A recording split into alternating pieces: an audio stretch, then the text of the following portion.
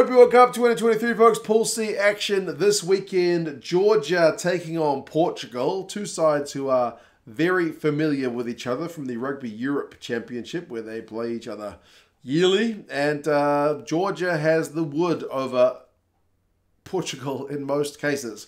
We are going to go through some recent history, some squads for both sides, some stats, and you guys can let us know your thoughts. I say Georgia usually gets the wood on them because of the last 5 matches, Georgia has won 4 of them.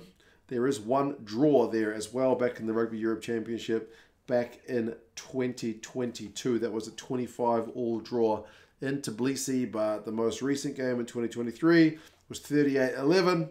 Before that, you've got 23-14, you've got a 29-16, you've got 39-24. So Georgia, whether it's in Portugal, whether it's in Georgia itself, tends to get results over Portugal. If I'm not mistaken, the last Portuguese win over Georgia was in 2005. But hey, this is the Rugby World Cup. You never know what's going to happen in a Rugby World Cup. Guys will be very, very fired up. But yeah, these teams will certainly be sick of the sight of each other because they are very familiar with each other given how much they play.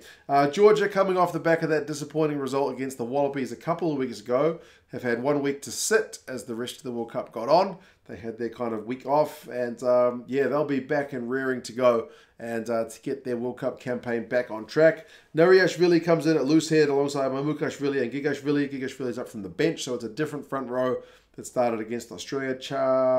Chachanidze, the lock is in the second row alongside the veteran Mikautadze. So of the 5 starters in the type 5 who started against Australia, it's only 2 of them who retained their spots. And the back row looks, is this Georgia's best back row? With Jalagonia at 6, Saginadze back into the 23 at 7, and then Gorgadze continue on at 8. Jalagonia had 17 out of 17 tackles against Australia, and Gorgadze beat 5 defenders. I don't think Saginadze was fit in that game, so I think that's their best back row, but someone will correct me if I'm wrong. Aprasidze is up from the bench at 9. Likewise, Abzhandadze is in at 10. So the youngster Matkava and the usual preferred 9 Lobjanidze are both down to the bench. Veteran Alexander Todua is also back into the 23 on the left wing. How many World Cups has he played at? Is this 4? It's a lot. And then Tabutsadze continues on the right wing. He had 71 metres and 3 clean breaks against the Aussies. So it was genuinely pretty dangerous. The midfield is still Sharikadze at 12, but he's joined by Kveseladze at 13, up from the bench. And then Niniashvili, who had 122 metres and 5 defenders beaten, is at fullback. Probably a decent shout for any time try scorer, but we'll have to wait and see. Bench-wise, they've also brought in Niniashvili as your kind of lock replacement, and as I mentioned, some of the backs who started last time down to the bench for this one. So, yeah, the Georgian squad, it's not a complete overhaul, but it is a very different squad from the one that played against Australia. Remember, Portugal are only 3 spots behind Georgia in the Rugby World rankings, 16th against 13th, so they'll back themselves, man. It's a Rugby World Cup, even if they don't have a great head-to-head record against Georgia. Their front row is mostly the same with Fernandez, Tajia, but they're joined by Ferreira at tight head, who is up from the bench. Their second row remains the same. The back row remains the same, and they were impressive, man. Nicholas Martins, the 7, he got a try. He had 18 from 18 tackles against the Welsh. And then Samois, the number 8, his offloading game looked fantastic, so they do have some exciting skills players.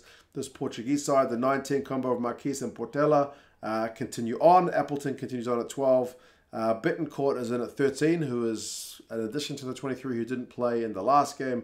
Storti is up from the bench, and he beat some defenders. Looked really lively when he came on.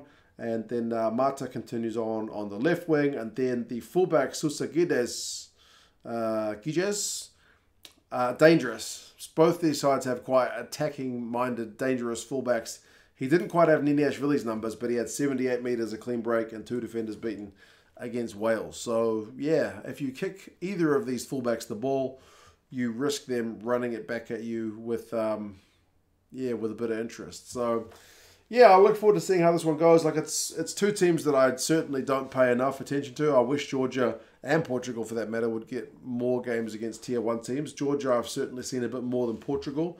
Maybe I'll need to start watching the Rugby Europe Championship next year. But, yeah, as I said, Georgia are big-time favourites for this one.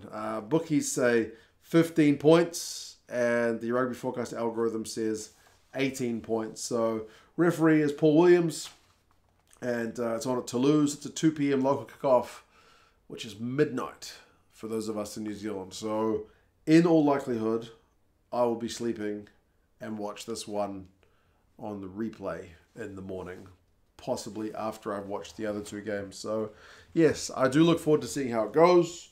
As I said, two teams that I don't see as much as I would like of, but it's going to be a fascinating one because just in the scheme of things, they aren't that far from each other. We've seen a few games in this current week and the previous week which were really lopsided in terms of the scorelines.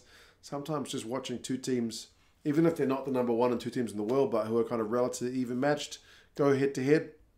It's kind of what it's all about. But anyway, you guys let us know your thoughts, subscribe to the channel, and yeah, talk to you guys again soon. See you later.